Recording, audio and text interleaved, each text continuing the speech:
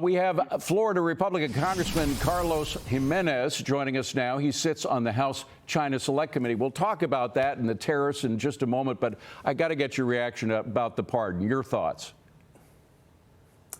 Well, I was asked on another network about a week ago whether I thought he would pardon his son. I said, yeah, he's going to pardon his son. And they asked me why. I said, because Joe Biden is a pathological liar. He's been lying for 40 years.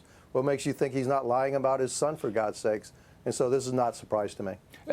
In general, we just talked to Andy about what happened at the DOJ. It's not just the DOJ.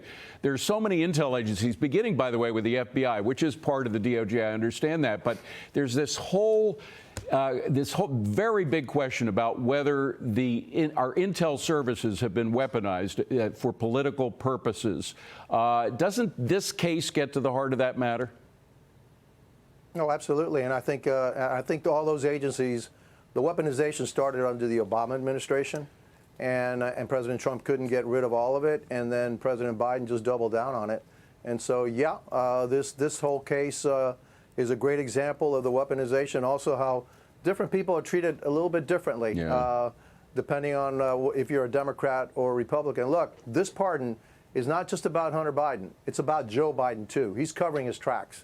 If it goes all the way back to January of 2014, right before Burisma, and remember that famous little document that said that he got $5 million and Hunter got $5 million for firing the prosecutor who was looking into Burisma. And so I think it goes all the way back. And Joe Biden is trying to cover his rear end from prosecution in the future. But just to make a final fine point about the intel agency, I mean, the interconnection between what was happening with the FBI and how they were dealing with individual cases, the way those 51 intel people came out and said that anything about Hunter's laptop was misinformation, which of course was a blatant lie, and clearly right. There were all different levels of our intel community that were involved in this scam, and we've got to break that up, no?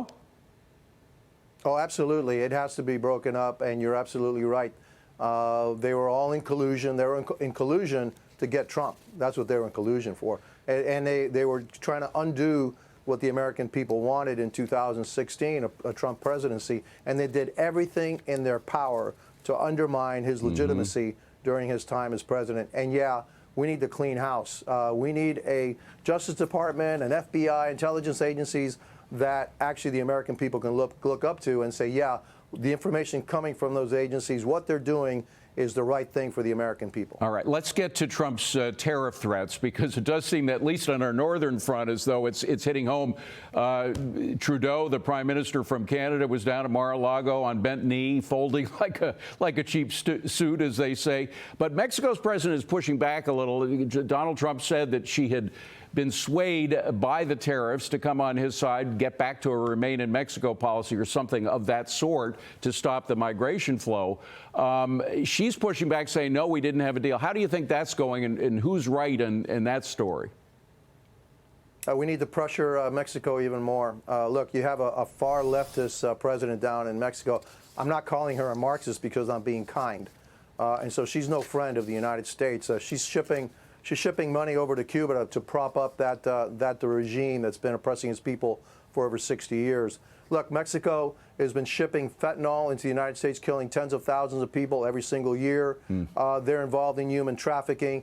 They're tied to China is tied to all of it by producing the chemicals that makes the fentanyl that kills Americans. And so I would hope that the president really clamps down on China and on Mexico and make them pay for what they've done to the American people for the last 5 years. Congressman Carlos Gimenez, great to see you, sir. Thank you for being here. Appreciate it.